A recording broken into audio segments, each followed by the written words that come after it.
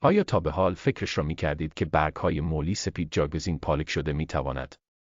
حتما جواب شما هم منفی خواهد بود، چون برگ‌های مولی سفید را بیشتر ما دور می‌ریزیم و چیزی بیکار فکر می‌کنیم، در حالی که این برگ‌ها سرشار از منرال‌ها و ویتامین‌ها می‌باشد. سلام و وقت همه بخیر. از هر نقطه دنیا که با ما پیوسته اید امیدواریم که خنده بر لبان و فکر آرام داشته باشید. امروز با یک ویدیوی دیگری ساده و آسان در خدمت شما هستیم و امیدواریم که شما هم از ویدیوهای ما لذت برده باشید.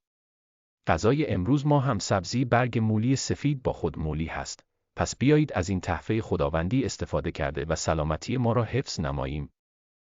برای پختن این غذا ما به اشیای زیادی نیاز نداریم و فقط با اشیایی که در تصویر می‌نگرید می‌توانیم این غذای عالی را تهیه نماییم. در قدم اول برگ‌های سبز مولی سفید را چون پالک جدا کرده و چوب‌های بزرگ آن را دور می‌کنیم. بعد از آن برگ‌ها را با چندین مولی سفید خرد می‌کنیم تا در هنگام شستن برای ما آسان گردد. بعد از آن در یک دیگ با آب آن را جوش می‌دهیم. برای اینکه بهتر و زودتر جوش بخورد، سرپوش آن را می‌گذاریم. در جریان جوش خوردن بهتر است که گاهی آن را سر و زیر کنیم. بعد از اینکه جوش خورد، آب آن را صاف می‌کنیم و می‌گذاریم تا که سرد شود. بعد از آن در یک مخلوط کن برگ و مولی سفید جوش خورده را با آب توسط مخلوط کن میده می‌کنیم. بعد از آن جگ را در یک چلوصاف که سوراخ‌های کوچک داشته باشد خالی می‌کنیم تا آب آمیزه ما خارج گردد. در یک ماهیتابه روغن مورد نیاز خود را گرم کرده در قدم اول سیر را می‌اندازیم و بعد از چندین چرخ برگ‌های مولی ماشین شده ما را به آن انداخته و سرخ می‌کنیم.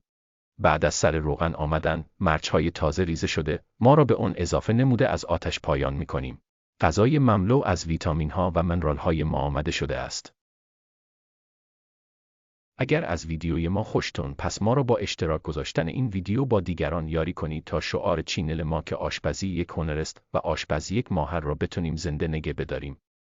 تا به ویدیوی بعدی، ما شما را به الله متعال با این دعا میسپاریم که در هر قسمت از این کره خاکی که زندگی دارید فکرتون از هر نوع پریشانی جمع، تمام بندش‌ها به رویتون باز و رزق حلال با دسترخوان رنگین نصیبتون باد.